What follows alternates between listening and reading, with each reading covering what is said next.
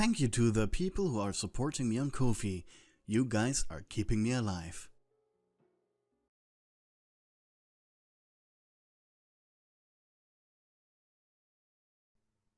It was finally time. Your first deployment. You have been waiting for this moment for so long. You were a member of the Plumbers, a civilian Skibidi toilet hunting organization, trained directly by the camera heads. You were top of your class too, agile, strong, attractive. These traits were super marketable. So for some time, the camera heads had put you on office duty, so that you were safe and could be eye candy for the media. Though they quickly realized that maybe they should put you into the fight, as their resources were a little thin. R&D was apparently having trouble with the newest prototypes. Still though, you should be somewhere safe, somewhere where not too much activity of the invaders was reported. Somewhere you could both defend people and be the face of the Plumbers. It therefore was decided that you were sent into the quiet neighborhood of home. It was a relative secluded place, far from the front line, quiet and idyllic.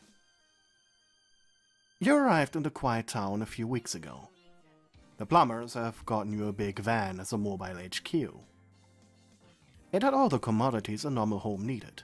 Internet, a computer for your personal use, a laptop for your job, a dresser with uniforms and a few civilian get-ups, a bed, and even a kitchen aisle. Unironically, this was the best.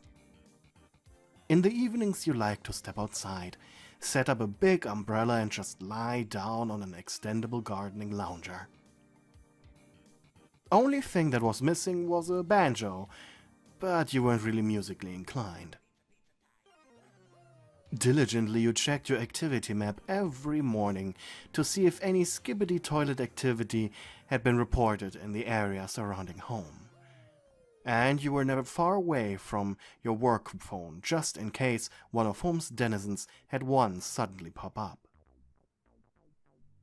Your name was Beatrice Binary, and you were a grey puppet with short white hair, a blue triangle-shaped nose, and a blue tongue.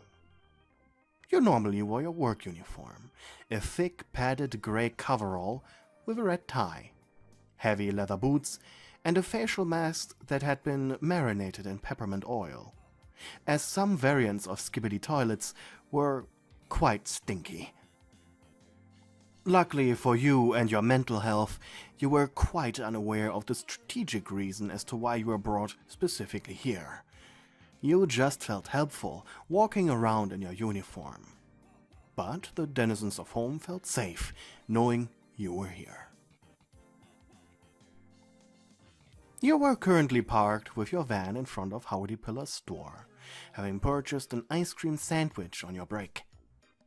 As always, the anthropomorphic caterpillar had greeted you with a smile and a pep in his step. It was like any other old day in the neighborhood.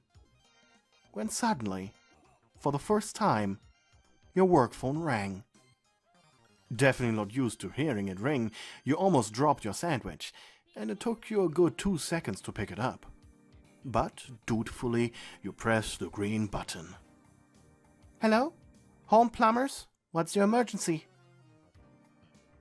On the other end, you heard the unmistakable singing of a Skibidi toilet as you heard running footsteps and heavy breathing. I can't believe they're real! That was Wally Darling's voice. Wally was the town painter, and a quite good one at that. He always strolled around the neighborhood for inspiration and greeted you quite kindly almost every day. Wally, where are you?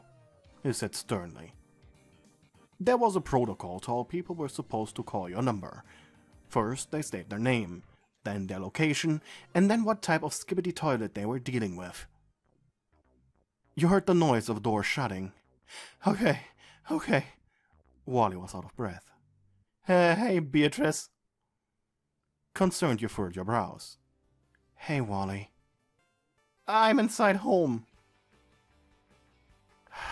And by that you mean... My home.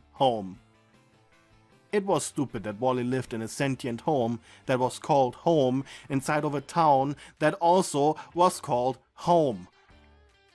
Right, what type are you dealing with? Normal, I guess. I'm hiding in Home's broom closet. Normal types were luckily easy to deal with. I'm on my way. For a moment you looked sadly at your half-eaten ice cream sandwich, but it couldn't be helped. You quickly threw it into a nearby trash can before jumping into your van. Turning on your siren for the very first time, you kicked the iron as far as you could. Thanks to the neighborhood's small size, you quickly arrived in front of home. The sentient house looked sick and worried at the same time. Probably the influence of the Skibidi toilet. You put on your specialty gloves from your weapons locker. Plumbers were still considered civilian forces, hence why the advanced tools of the camera and speaker heads were locked away from you.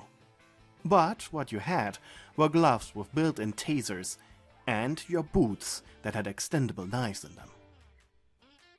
You adjusted your facial mask before running towards home. The building almost immediately opening its doors for you. And cautiously, you peeked inside. You could hear the muffled singing of the toilet upstairs. Quietly, you made your way inside. First, you tried to check up on Wally in his broom closet. The puppet man was in the fetal position. "Hey," he stuttered. And you put a finger on your lips. "Shh, stay put. When I'm not back in 20 minutes, call Central. Then they need to send camera heads." Wally nodded. On your tippy toes, you crawled up the stairs. You could already see it muttering to itself. However, even though you didn't make a single sound so far, the toilet's head twisted around, staring at you directly, challengingly. Well, so much for stealth.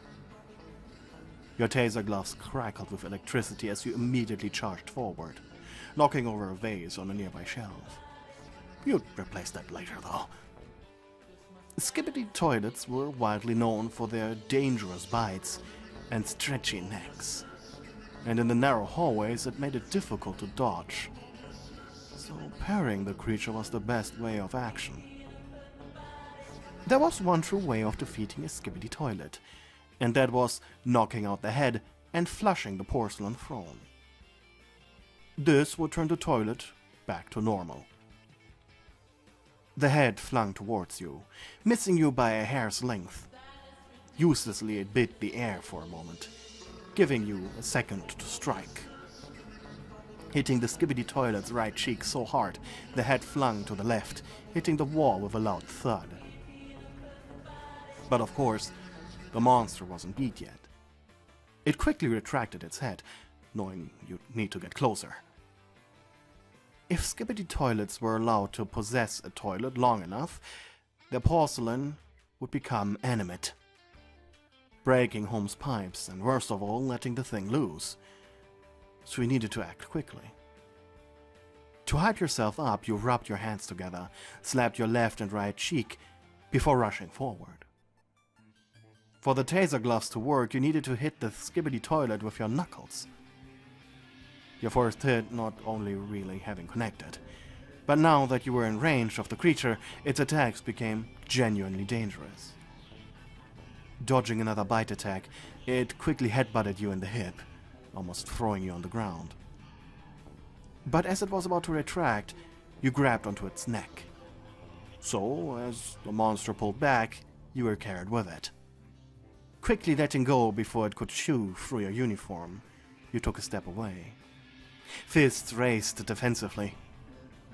The Skibidi toilet chewing on the ripped-out fabric of your coverall. Then it attempted another headbutt, but you dodged it by sliding on the ground. Shocked, it looked at you for a split second before unleashed a torrent of blows right onto its face. The taser crackled, and the creature finally stopped singing. Its head flung back like a dog's leash, eyes closed, mouth half agape, with its tongue sticking out. Knocked out cold. Acting quickly, you crawled forward, taking hold of the toilet's handle and... flushed. The head screamed as it was pulled into the toilet's vortex. You sighed, relieved, falling on your back. Your little heart was pounding. Closing her eyes for just a moment, you did it. You proved yourself. You were a hero. Blinking, you sat up. Wait. You don't need to fill out the paperwork. Ah, damn it. You grunted as you stood up and stretched your back as far as you could, before happily turning around, returning to the broom closet. You opened the door. Is it gone? He asked. Yep. Wally looked at you shocked, before jumping up at you, wrapping his arms around you. Oh, thank you, he cried. It's fine, you said awkwardly with a blush. Man, fearing a hero felt super awkward, huh? Oh. What oh? You asked, worried. Your costume. You took a step back, looking down at the big hole the Skibidi toilet had torn into your coverall. Let me fix that for you. What? I'm a great knitter. You huffed. Oof. Come on, it will only take a minute. I didn't know you're a knitter. And that's how you ended up in your underwear, sitting on a couch, inside home. Wally, opposite to you, rigorously knitting away on your coverall. The fact he had the correct color of thread too was almost too convenient to you. You were blushing heavily. How you managed to end up this way was a mystery to you. Really, how did he have such a good way with words? Or maybe you just wanted someone to take care of you after you just risked your life for his. So how's this? He held up your fixed uniform. Could you show me closer? Wally approached you with the article of clothing.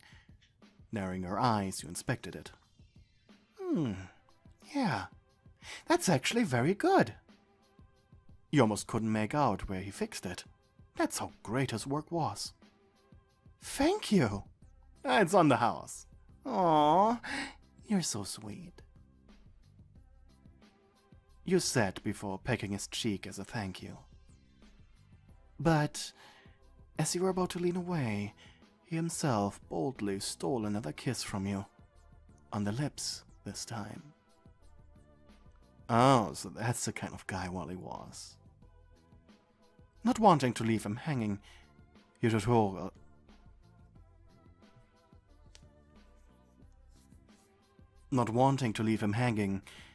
took hold of his hips. Are you sure you want to do this, Painter? You purred. Maybe. You saved my life. Showing you a good time is the least thing I can do, right? Smirking, you allowed him to unhook your bra. Well, do your best, he whispered. I have high expectations.